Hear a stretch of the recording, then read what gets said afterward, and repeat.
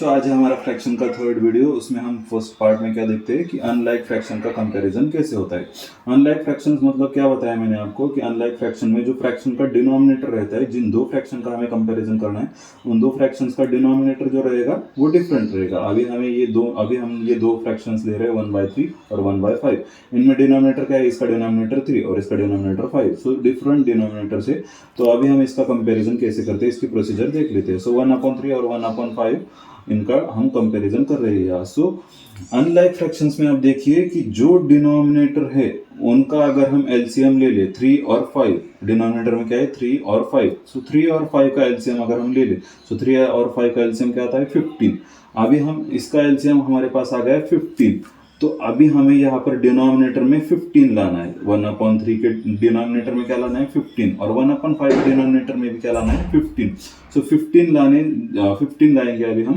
सो 1/3 और 1/5 में देखिए यहाँ पर लाना है हमें 15। सो अभी हमें यहाँ पर किस नंबर से मल्टीप्लाई करना पड़ेगा 5 से।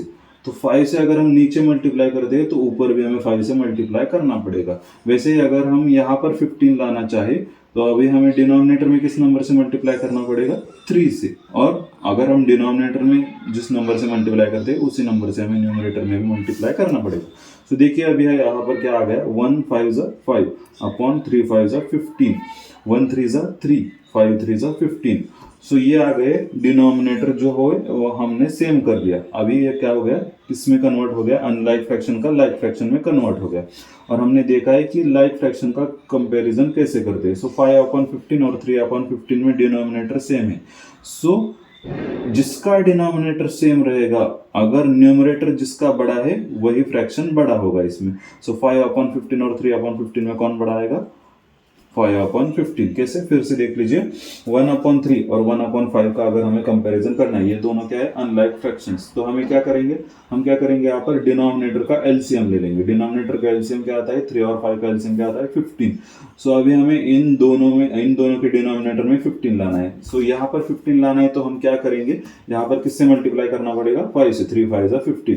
अगर हमने डिनोमिनेटर में मल्टीप्लाई किया है तो सेम नंबर से न्यूमरेटर में भी मल्टीप्लाई करना पड़ेगा। 3 5 क्या आता है 15। वैसे ही न्यूमरेटर में अगर 5 से मल्टीप्लाई कर दे तो क्या आता है 5। सो 5/15 यहाँ का होगा। वैसे ही यहाँ पर देख लीजिए, यहाँ पर क्या है 5। सो यहाँ पर 15 लाने के लिए हमें किस नंबर से मल्टीप्लाई करना पड़ेगा 3 से। सो 5 3 और अगर नीचे 3 से किया है तो ऊपर भी 3 से। 1 3 3 और 5 3 15।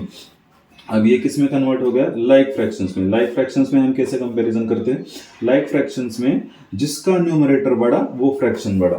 सो 5/15 और 3/15 में बड़ा कौन है 5 और 5/15। क्यों, क्योंकि न्यूमरेटर में यहाँ पर 5 है, यहाँ पर 3 है। और लाइक फ्रैक्शंस में हमने देखा है कि जिसका न्यूमरेटर बड़ा वो फ्रैक्शन बड़ा। सो 5/15 और 3/15 में बड़ा कौन हुआ 5/15।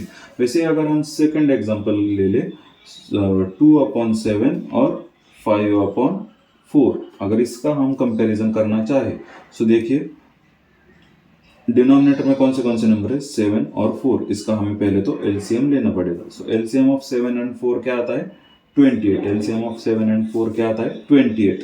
सो अभी हमें डिनोमिनेटर में 28 लाने के लिए यहाँ पर किस नंबर से मल्टीप्लाई करना पड़ेगा 4 से। 7 4 28। वैसे ही अगर हमने 4 से नीचे मल्टीप्लाई किया है तो ऊपर भी 4 से ही मल्टीप्लाई करना पड़ेगा। वैसे यहाँ पर 28 आने के लिए किस नंबर से मल्टीप्लाई करना पड़ेगा हमें 7 से। 4 7 28।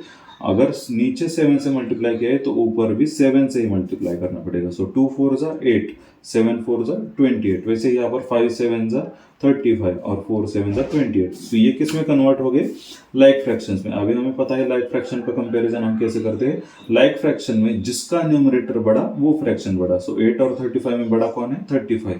सो 8/28 और 35/28 में बड़ा कौन है 35/28। सो ये हो गया कंपैरिजन ऑफ अनलाइक फ्रैक्शन। फिर से प्रोसेस देख लीजिए।